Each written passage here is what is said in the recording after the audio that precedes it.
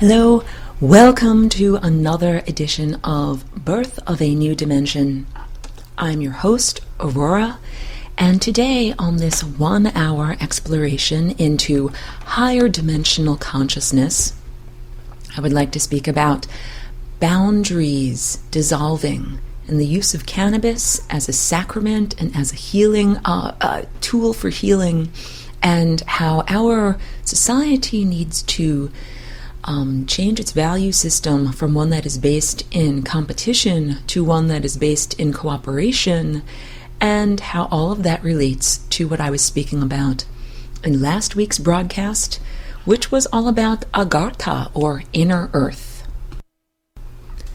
Okay, so last week I was speaking about inner earth, and to make a distinction, you get to inner earth not by taking a shovel or an axe or a bulldozer and smashing through the crust of the earth.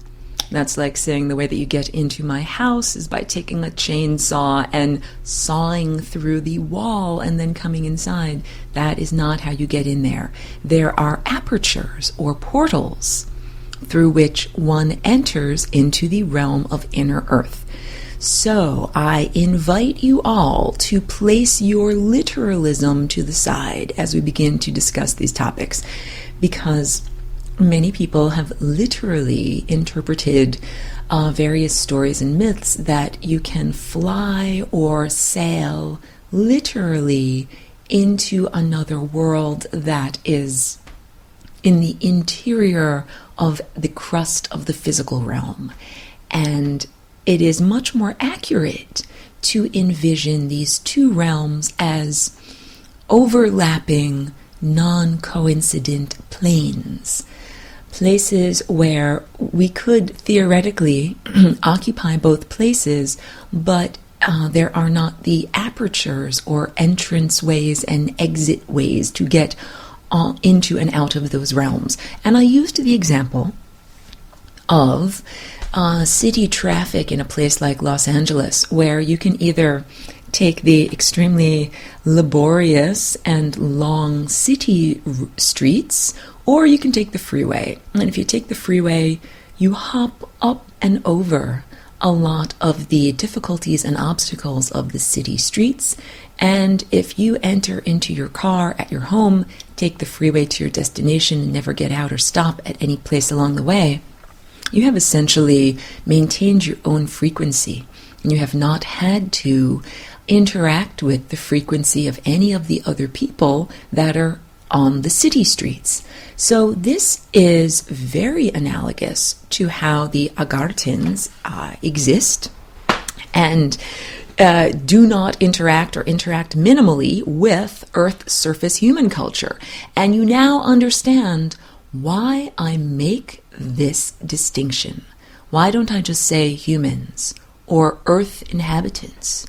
Because I am impeccable with my language. And impeccable literally means without sin, but here I am using it in the sense of being extremely accurate, because words are powerful and words are vibration. So when I am speaking about earth surface human culture, for example, I'm not speaking about dolphin culture, I'm not speaking about elephant culture, I'm not speaking about feline culture, either domesticated or wild, and I'm not speaking about, let's say, the plant kingdom or the mineral kingdom. I am only speaking about earth humans who are running the particular operating system that we know as the human mind, and which I have said in many times in the past is a hacked operating system. So Agarthans, by the definition of what is human, might not even appear to be human to you, even though their appearance is humanoid, meaning they have a body that has one head and 2 arms and 2 legs and 2 eyes. However, the size of their body might be very different than your body. And here's the kicker: the functioning of their bodies is different than the functioning of your own body. And this is very similar to my own change in the cellular organic structure of the body that I wear. If I haven't introduced myself yet in this episode, and if you are completely new, I am a walk-in. That means I am a new inhabitant to the physical cellular structure of this earthly human form. The original mental or consciousness inhabitant left when their ego was destroyed on October 8th of 2001 during what was both a psychic attack and a biological event. And the totality of the event I describe in my YouTube called Aurora's Story Walking In. And if you'd like to go into it, it's a 40-minute long story, so I won't use this entire hour-long broadcast to speak about it. But I bring it up because the relevance is my consciousness is stellar, or the energetic frequency, or the vibratory rate, or the quote-unquote dance that I'm doing on a vibratory rate is stellar. Now, I will also tell you, as I spoke about last week, I'm letting this information out more and more, the origins of human consciousness on Earth are also stellar. So it is accurate to say, oh yes, Aurora, we are all immigrants to this planet. It's like saying, here in North America, it's like saying that you're an immigrant. Of course you are. Almost everyone, except for the original Native American inhabitants who came here thousands and thousands of years ago, is an immigrant. However, some people have come here more recently, like a person who came within the past 5 years has a very different experience than a person whose family might have come here 100 or 200 years ago. There is a difference in the sense of being submerged and acculturated. So my consciousness is a stellar consciousness that did not come to Earth thousands of years ago and become acclimated through many, many lifetimes and incarnations, although I have lived in earthly human forms many other times and other times on Earth. The main reason for me to tell you this is that the energy of my consciousness had to integrate with the physical form of the physical cells. So the cells that I moved into were vibrating at a lower rate than they needed to.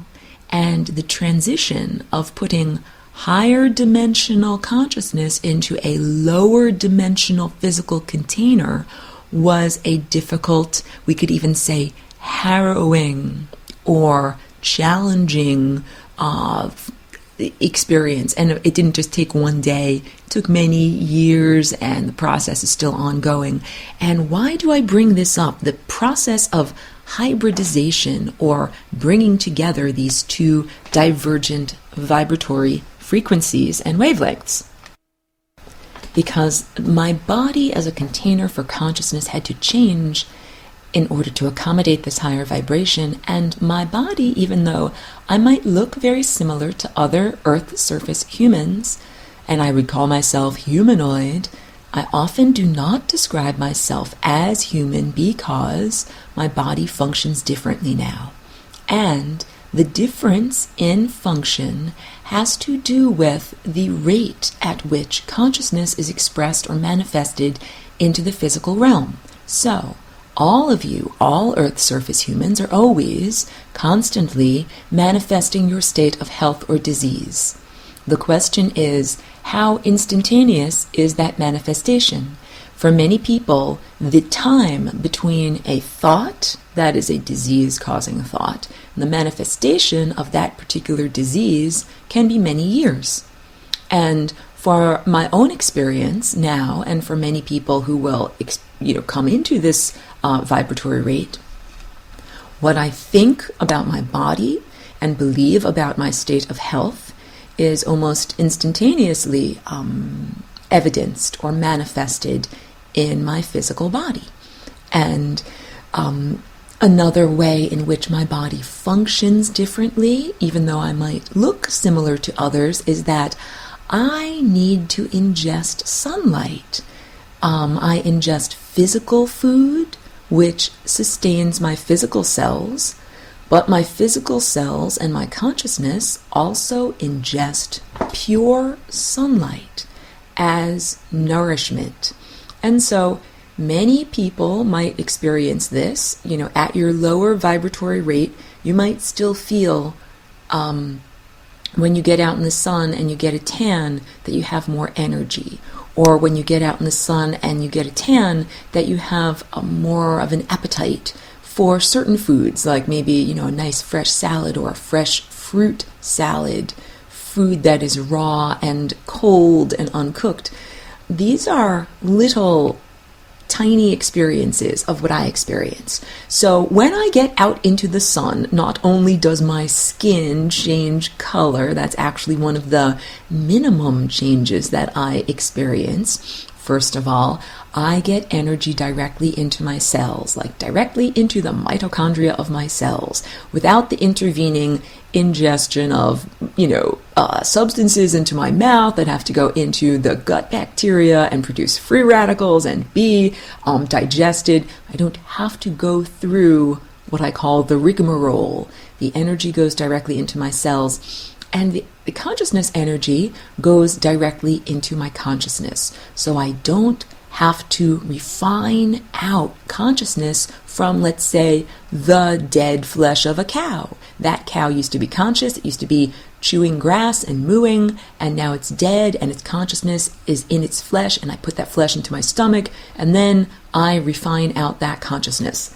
I don't have to do that as much in order to get the levels of consciousness that I require to do things like do this radio broadcast.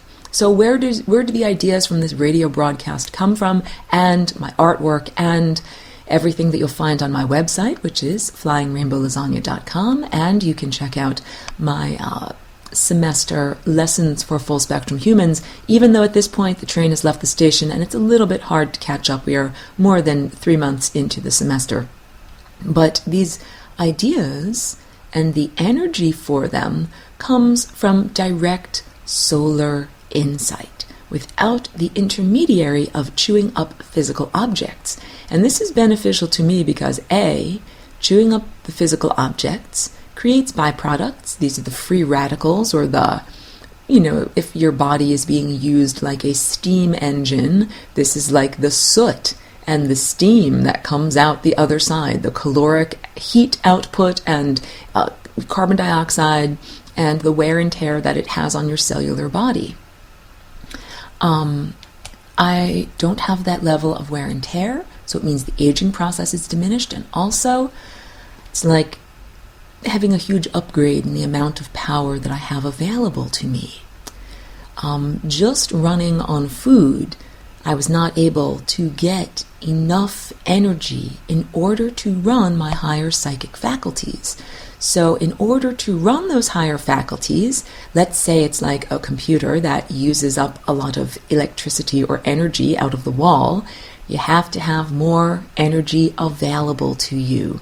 So these are just some of the ways in which my body doesn't function as the body did before I underwent this transformation. Brief pause. So the Agarthans and their bodies and their society run a lot more similarly to the way that my body runs. I am here in this realm really as a fish out of water. I often tell the story when I first came into this body, I was trying to just subsist entirely upon sunlight. I did not understand the necessity of having to eat physical food, and I didn't understand why my body felt weak and couldn't do things and was very slender, and I had to learn you got to eat physical food. And then once I learned about that, then I had to learn about the qualitative differences of nutrition and physical food. Well, okay, last week in my broadcast, I established that the Agarthans are like the last surviving cultural and consciousness outpost of the antediluvian culture that was here. Antediluvian meaning pre-flood, before the cataclysm. This is what is remembered in only a hazy mythological sense of once upon a time, in a time long ago, a mythological realm that was actually not mythological, was actually a advanced, sophisticated worldwide culture where in that world, first of all, the human body and the human genetics had not yet been degraded. So everyone had a direct connection to higher consciousness. It was normal to have a photographic or perfect memory. The idea of having to write things down in order to remember them is a compensatory method, like a crutch, in order to get around the fact that your computer doesn't work properly. If I put information into my MacBook and then I went to look for that information later and it wasn't there, I'd say, my computer's broken. We better bring it to the computer store and get it fixed because I know I put that information in there. And yet, to people in this time and place on Earth's surface human culture, that's normal. What? You told me your phone number and I forgot it? That's normal. That happens all the time. It's because your computers don't function the way they are meant to function. And I've also spoken about how humans did not age at their present rate and could choose when they died. Because truly, infectious disease had not been invented yet. Infectious disease is a byproduct of your chakras being bent askew and your genetic code, instead of existing in a multi-dimensional, like not only three-dimensional, but fourth-dimensional and fifth-dimensional and higher state, being flattened out, much like a bouquet of flowers being squashed flat so that it can be slid under a door. Yes, the flowers got into the room. Yes, the bouquet is in the room, but that bouquet lost something in translation. And so too is it with your genetics. Your genes are meant to be a code that is like vibrating strings that are dancing in complex arabesque forms. And instead of that, your genes have been domed down to a more linear format that has fewer possible combinations available to it. And what I'm here with the Flying Rainbow Lasagna is to pop your genetic code back into the higher dimensional format, like a pop-up book. The Flying Rainbow Lasagna. If you don't know what it is, look at my website, look at the banner for the UCY homepage for Birth of a New Dimension. Check out my YouTube channel, Flying Rainbow Lasagna, where you'll find an animation that I did called The Conception of the Flying Rainbow Lasagna. And that is my best current rendering of the motion of energy that creates the lasagna shape, in much the same way that a tornado is made out of the whirling and twirling movement of air and water vapor or atmosphere swirling amidst itself. Your chakras, or energy centers, and the Flying Rainbow Lasagna is made out of the whirling and twirling motion of consciousness or awareness or non-physical energy whirling and swirling amidst itself. And first of all, just looking at the Flying Rainbow Lasagna inoculates you. You have been initiated or inoculated into the idea that we can now seamlessly integrate or combine the previously delineated or separated realms of the inside versus the outside. So let's get into this. Inside versus outside. This is the creation of ego. And your ego and what you define as self is radically going to change as we become telepathic. Yes, because your sense of self is derived from your boundaries. And I said at the introduction I was going to do a little bit of work on this topic about boundaries dissolution and cannabis. Cannabis as a mild psychedelic. So I'm so lucky now that I have relocated to California from New York State. I've always been a huge proponent and advocate for the use, and especially consciousness-raising use and health-cultivating use of cannabis. I used to be limited in my free expression because I lived in a state where it was illegal. That is because we are coming out of the Dark Ages. Enlightenment of the 19th century? Ah ha ha ha, I laugh, I drop my monocle. No, we never came out of the Dark Ages. The so-called Enlightenment of the era of, rationalism and objective materialism has really just been more bars on the cage of your consciousness. And we are only now coming out of that era and recognizing the way in which humanity's consciousness has been severely limited. So some of these mental bars on the cage are necessary stages of development, but you have to be willing to let go of what no longer serves. So like when you're a little tiny child, you have training wheels on your bicycle, then you get good at balancing and you no longer need your training wheels. And none of this is to cast aspersions, but just to say that making a distinction between you as an individual and the rest of the world is a necessary level of inner development. Each one of us goes through this level of development in infancy or early childhood. And I mean, my journey is different because I am a walk-in, but I'm making generalizations here.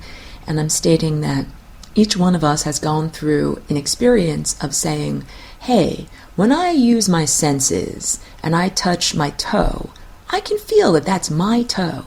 But when I touch the wall, I can feel that that is something other than me.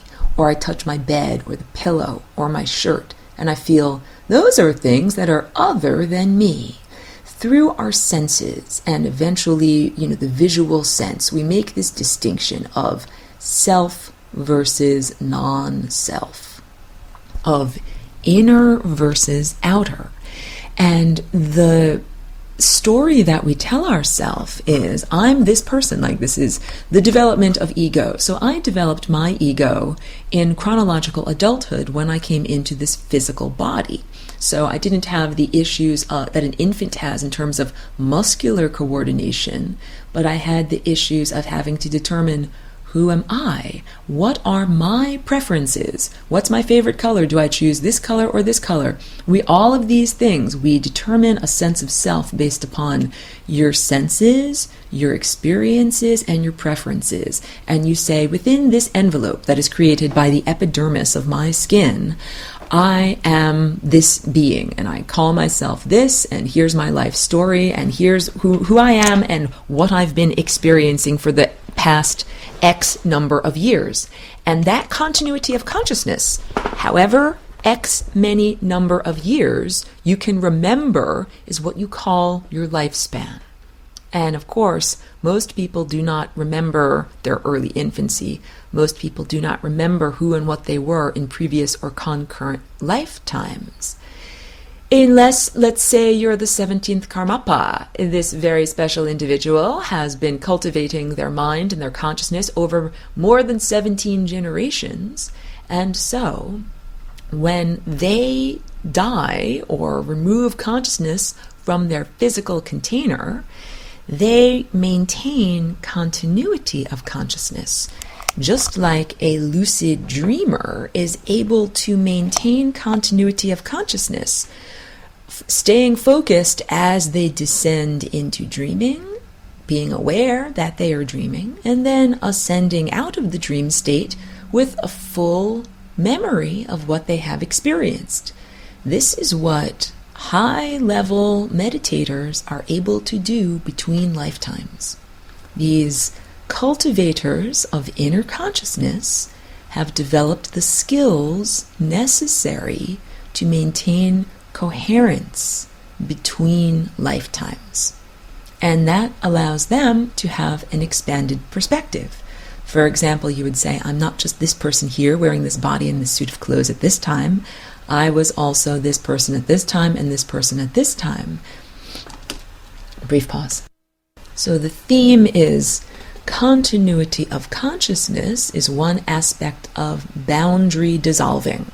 Instead of having paginations or page breaks between lifetimes, you have a seamless continuum of consciousness.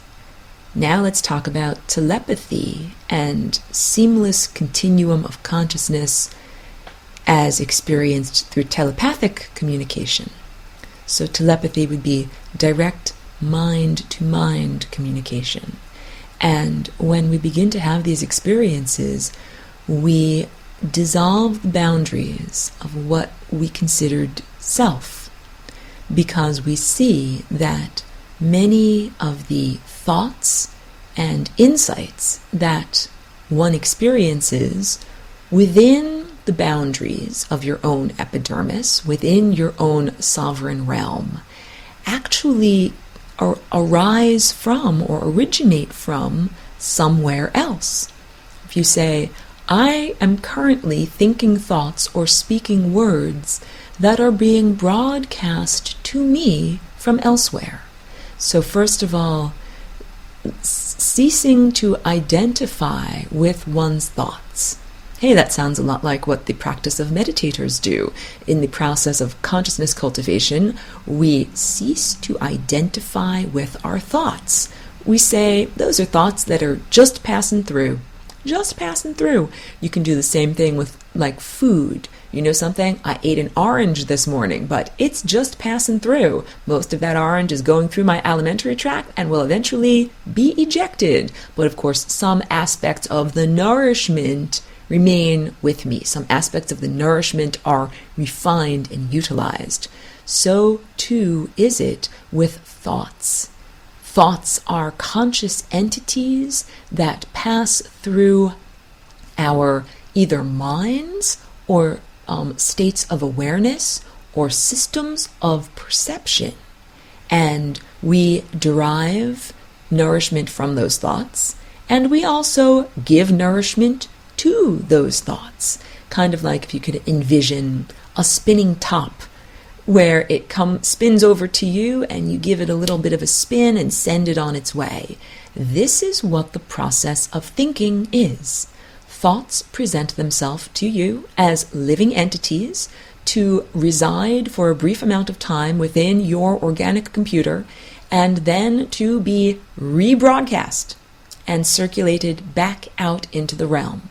When you look at the world in that way, you see yourself not as an individual entity and an individual thinker thinking, quote unquote, your thoughts, but you see yourself as a node or like one little light on a string of many little Christmas lights or sparkling, twinkling lights. And that network of thought is a cosmic network of thought. It is not only on your planet or within your species, it is across time and across all space. And that's why I say cosmic, because it is not limited to this particular universe. It is consciousness in every encapsulated bubble that exists. And an encapsulated bubble would be like an expansion of time or a particular, delineated universe. Now let's talk about current human Earth surface society. So Earth surface human culture, which values the ego so much, which considers people who do not develop boundaries to be socially aberrant. Yes, there are people who, have different wiring and different perception. And if you do not toe the line or conform to the social consensus of this barbarian society, you are considered socially aberrant. And when I say barbarian society, the definition of barbarism is only the strong shall survive, and to the victor goes the spoils. And that is the value system that has been promoted in Earth surface human culture pretty much for the amount of time that you as humans have continuity of consciousness. So just in the same way you can have continuity of consciousness between lifetimes, you can have continuity of consciousness between cultures. Like a culture arises, comes to heights of sophistication, and then devolves or falls, and then a new culture arises.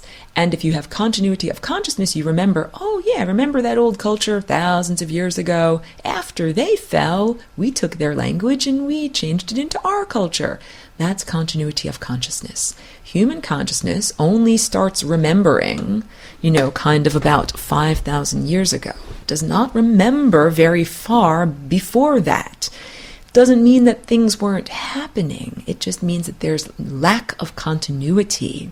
It's like saying, when I woke up this morning, I rubbed the sleep dust out of my eyes and I got out of bed, but I didn't remember what I had just been dreaming about. Where was my consciousness right before I got out of bed? I don't remember.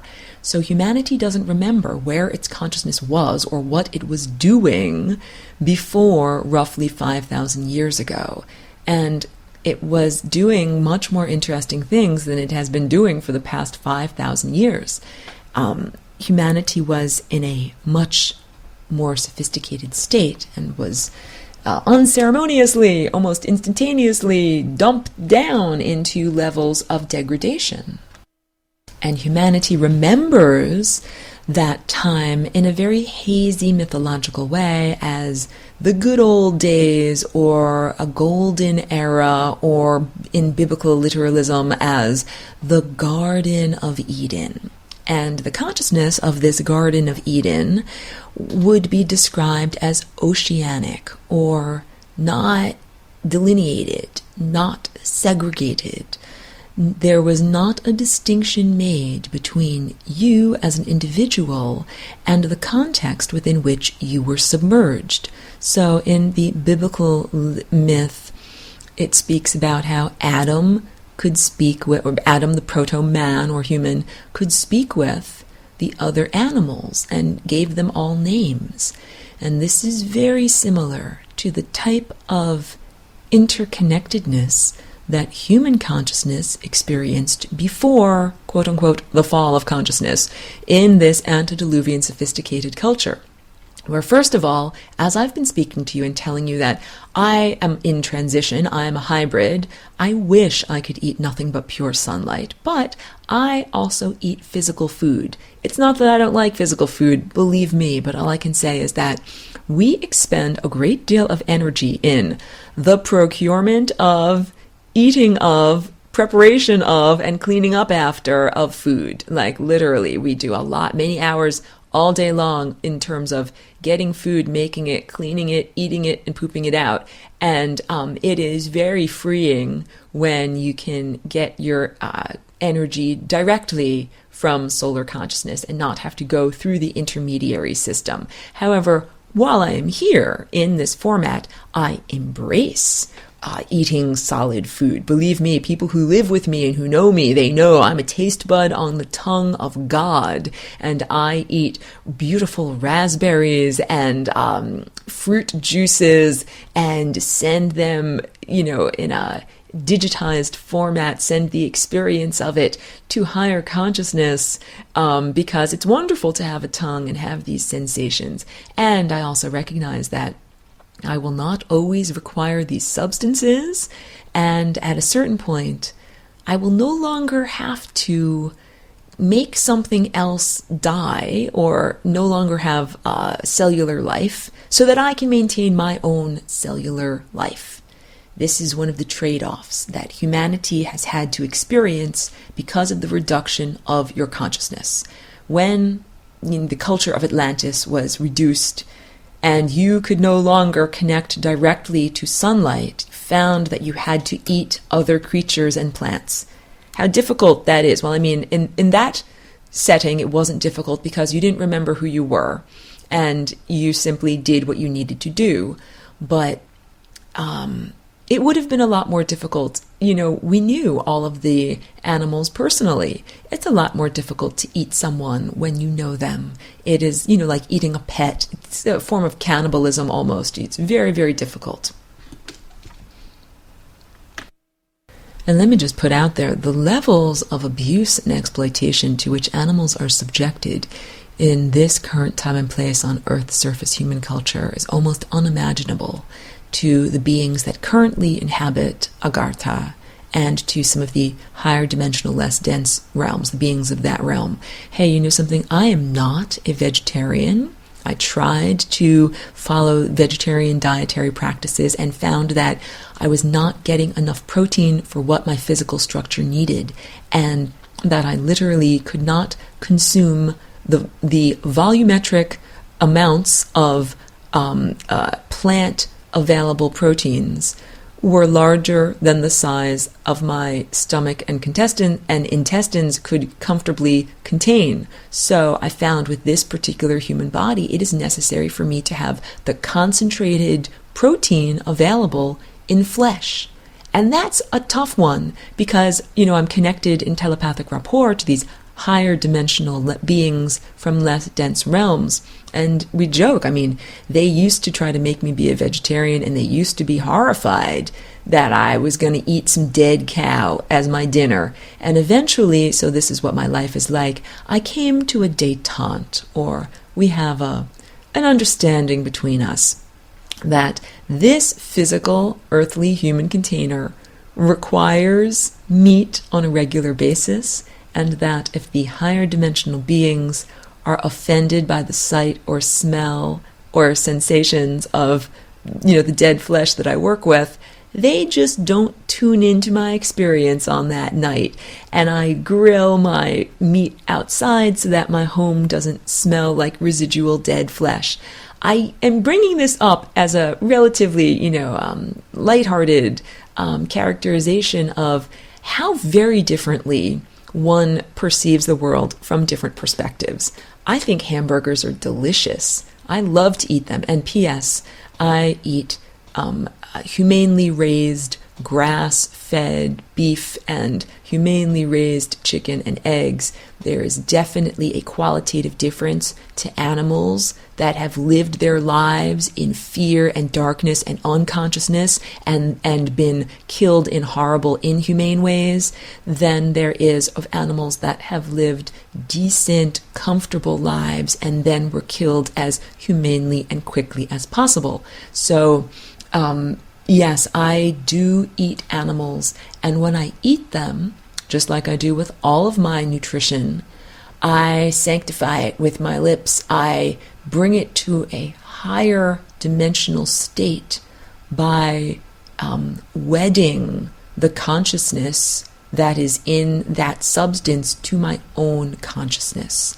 And this is a divine way of eating. How do we do this? Oh, well, the first thing is I thank the origins of these nutritional substances. Thank you to the plants and animals that gave me their flesh so I can eat them. Thank you to the creator who created these beings so that I could eat them. And then I don't eat in a distracted way. I don't eat generally, or try not to, in front of the TV. I try to taste my food and really enjoy it and respect it. And I don't eat over the sink. I put it in a plate and sit down with a knife and a fork and even a little napkin. I make it look as beautiful as it looks on Food Network. This is how we turn the mundane activity of chewing up objects and putting them into our alimentary canal into a divine, esoteric, magical experience of raising physical objects to higher dimensional states. Of course, doing this, we acquire some amount of karma, and I'm a walk-in, so my rules for that are a little bit different.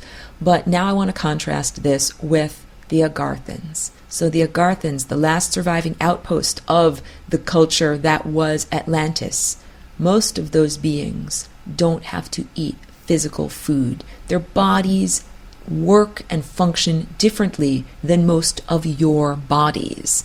And the Agarthans retreated or created a protected bubble of consciousness through which satanic consciousness could not disrupt their thinking process. So when I say satanic, this is crucial. We need to make this distinction. There are extraterrestrial beings and extra-dimensional beings who are not merely darkness, but who are darkness that wants to stay dark. This is the difference. There's a balance of light and dark in the world. And the balance within ourselves is there's areas of darkness or ignorance, and as we learn and grow, those areas come to light. That's beautiful. That's divine. What is not divine is areas of darkness that refuse to come to light. Areas of ignorance that wish to stay ignorant. Areas of lack of awareness that stick their fingers in their ears and say, la la la la la la la, I don't want to listen, I want to stay ignorant. That is what I am categorizing or using the vocabulary word satanic. All right, that it's not a particular race, it's not a particular species. It is a mindset and a value system. And we can see this value system expressed across the board in semi-corporeal or non-corporeal consciousnesses, in manifested corporeal consciousnesses, in belief systems and social structures. So the challenge, the revolution of consciousness that we are experiencing here, people often talk about the light workers, light versus dark. First of all, we're blasting through the doors of perception by resolving duality. When we dissolve boundaries, as we do when we use psychedelics, we resolve duality. We resolve this whole rigmarole of us versus them, me versus not me, light versus dark. These distinctions are useful to make so that we can learn about the world. Like I can learn about the world by making a distinction of the edge of this object versus where the air begins, where this object ends and where the atmosphere begins. That is a valuable distinction to make. But if I really get to the point of truth, I understand that both the atmosphere and that object are a sea of vibrating molecules, that edge does not really exist, and that everything that we see is a sea of vibration. That is what the fifth dimension is also. Let us all be impeccable in our language. Many people are very sloppy and they talk about, ooh, we're going into the fourth dimension. Oh, we're going into the fifth dimension. Please, use your words with consciousness, because words have power. So we are not going into the fourth dimension or the fifth dimension. We are already submerged within those dimensions. We might be becoming aware of the aspects of self that are in those higher dimensional states. And if I can describe it briefly, but I did record a whole teaching about this and have a whole lesson for full spectrum humans about it. If we say that the third dimension, this is like a boxcar, like one car in a long line of cars that makes up a train, all right? And each moment or packet of time is like a train car, okay?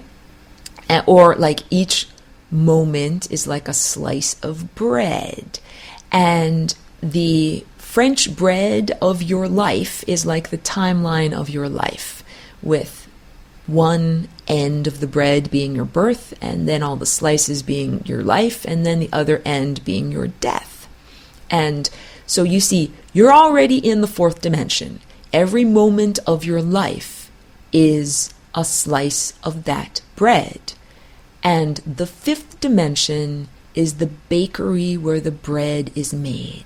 Because that bread is a life experience, but it is made of uncollapsed waveforms. A sea of probabilities and possibilities that are not yet even train cars, quote unquote, or pieces of bread that you can slice and eat and put delicious butter on. These are possibilities.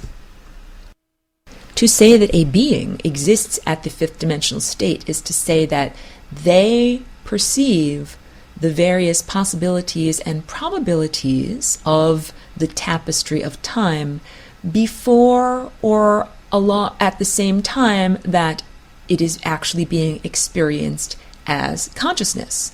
And I also use the analogy, if your life is like an old-fashioned film, like a physical film on physical cellulose, film strip, as opposed to a digital film in a format on a USB thumb drive. If you unspooled that movie reel and laid it all out on a big flat table so that you could see the first frame of your life and the last frame of your life all at once, that would be the perspective of a fifth dimensional being. And so now you can understand how challenging it is to be able to have a conversation with someone in a higher dimensional state, because they not only see the film strip of your life laid out before you, but they also see all of the changes, because every decision that we make changes the script. Every decision that we make, every thought that we have, every new piece of information that we're exposed to changes the script. So you listening to this broadcast has literally changed and rewritten the future of your life and what you're going to experience. And this is the beauty of interaction. We are all affecting one another. We are all sending out ideas and energy and being affected by the energy and ideas that we receive and perceive. And this is what I was speaking about before. When you eat food and then you refine it as consciousness and you broadcast those thoughts back out into the world. I am very intentful about the thoughts that I broadcast back out into the world, because I am an artist painting the world with my mind, and I want to make a beautiful painting. On the topic of making beautiful paintings with our minds, I relocated here to California a little bit more than a year ago in order to have access to medical cannabis, and I'm so happy I can speak about this on the radio now without fear of oppression or persecution in any way. So cannabis is a transformative substance. It is a transformative sap is the best way that I can describe it. And one of the actions that it has as it transforms consciousness is a dissolving of boundaries.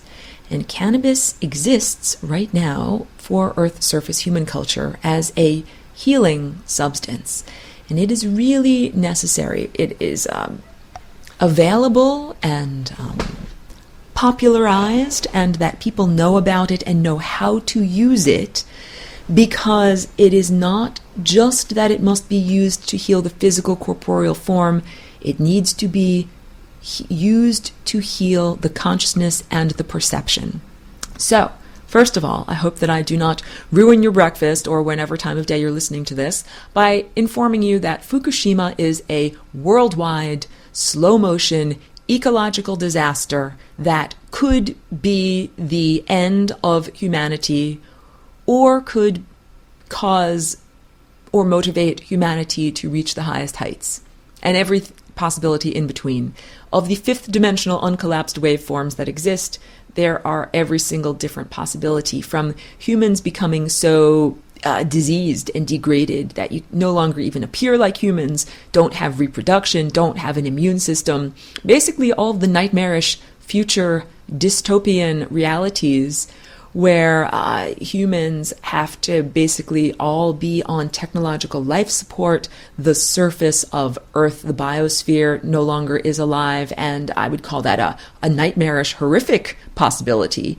And then there is the other end of the spectrum, diametrically opposed to that, a world that we would call Edenic, the Garden of Eden, where humans, animal life, plant life, mineral life, and non-corporeal life all exist harmoniously on and interpenetrating Earth. So this means that, we have the Agarthans, these incredibly sophisticated beings who are maintaining the vibration or holding the space for what human consciousness should be. Guess what? You guys should all be 12-foot tall Olympian athletes who eat nothing but pure sunlight.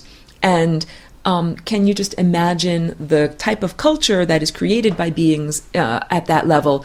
You don't have to worry about subsistence farming, is the beginning of what I can say. When you don't have to worry about your food and where your food comes from, you get free in a lot of ways. You don't have to wake up in the morning and say, okay, what am I going to make for breakfast? You're eating sunlight for breakfast. You don't have to say, time for me to go out and till the fields or go to the grocery store. You just ingest sunlight.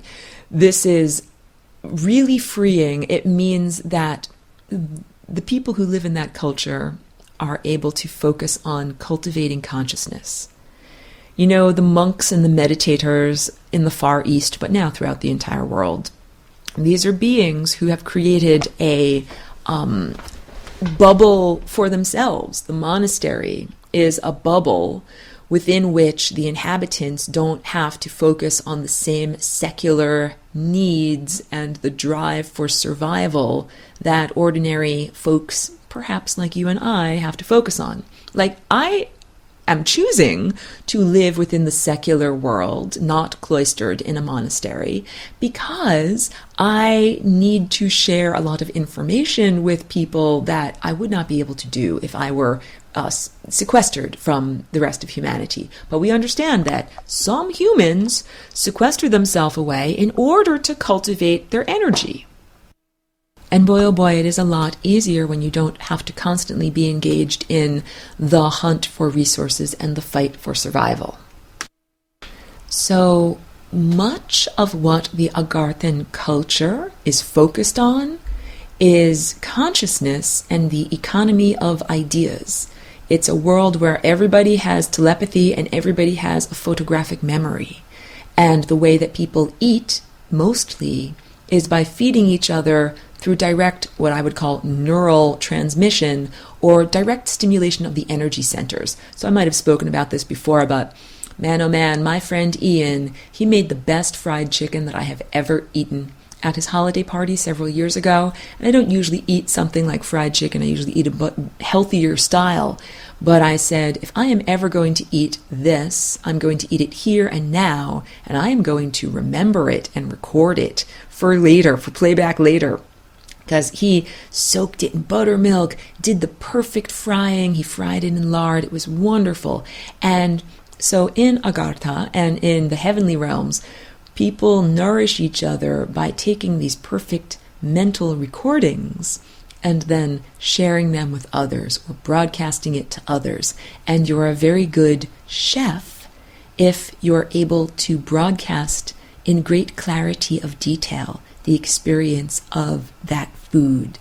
So no chickens had to die so that I could, if we lived in Agartha, I would be able to broadcast the experience of eating that chicken, and no chickens would have to die. Only that original chicken had to die. This is the type of culture that they have. And broadcasting fried chicken is child's play. I want you now to do yoga of the perception, expand your imagination of what could be broadcast. Imagine a spectacle, but spectacle's not the right word because that has to do with what your eyes can see, but a spectacle for your entire senses, an artistic achievement of color, line, shape, form, taste, and sound, and experience that tells a story, uplifts, changes someone. These are what the Agarthan economy is based on. It's like music and art and poetry and nourishment and sex all wrapped up into one. That's an amazing world. Now let's contrast that with the barbarian culture that we currently find ourselves in. In this world, if I have more, first of all, kill or be killed, only the strong survive, and to the victor go the spoils. Hey, if I'm smarter than you, or faster than you, or stronger than you, I can take what you've got. I can take what exists. I can have as much as I want for me. I don't have to take a small amount and leave a little bit for you. I am here, the consciousness of the barbarian culture says, I am here to dominate. I am here to take as much as possible for me. Me. And this attitude comes out of boundaries and making this distinction of self versus other. So cannabis and other psychedelics cause a dissolution of boundaries. I bring up cannabis because right now, socially in Earth human culture, there is a revolution. For many years, the substance was prohibited, and I have characterized it as a transformative sap. That humans have created the set of boundaries that say, this is me and this is not me, and created a whole society based upon competition and taking all that you can for yourself. And in order to get to the next level, the next quantum of consciousness cultivation, it is necessary to move beyond self-serving and competition and move into serving the whole or cooperation. And the evolutionary biologist Bruce Lipton speaks all about this very beautifully. Look into his work if you can. I only have a few minutes here, which is why I'm picking up the pace and speaking very quickly. But basically, because of Fukushima and the slow motion ecological disaster and the increased incidence of cancer and major disease that is currently causing and will continue to cause until it is resolved, humanity is going to have to eat cannabis, both as a preventative measure and in order to therapeutically treat cancer. I have experienced, because I now live here in California and am active in the medical cannabis community, interacting with people who never would have exposed themselves to the substance of cannabis or THC because of the social stigma attached to it until they achieved a major disease. And then they began to saturate themselves on a cellular level with extremely high levels of THC because it is necessary to fight the cancer. And I've been watching the transformation in consciousness of some of these people. And I am relating that to an overarching change in the culture of North America, let's say, and hopefully soon to the planet, that cannabis is a mild psychedelic. It is not the same as something like dimethyltryptamine or peyote or psilocybe cubensis, the magic mushroom. In very low levels, cannabis has a mild psychedelic or boundary dissolving characteristic. But at the levels that it's necessary to take to fight cancer, like between 500 and 750 milligrams of THC per day, the experiencer begins to experience a transformation of consciousness and a dissolving of the boundary between self and other. And this is causing a consciousness revolution in our society. You will see a more compassionate society arise because humans on Earth's surface are having to eat this transformative sap just so that they do not die of cancer. And really, cancer arose and has arisen because of making this distinction and these boundaries, self versus other. Cancer really has arisen from cutting yourself off from the planet and other people, and it is a return to that sense of interconnectedness that is true healing. Thank you so much for being with me on this 1 hour's journey. Please continue to tune in to Birth of a New Dimension, where we are giving birth to a new level of consciousness. Thank you.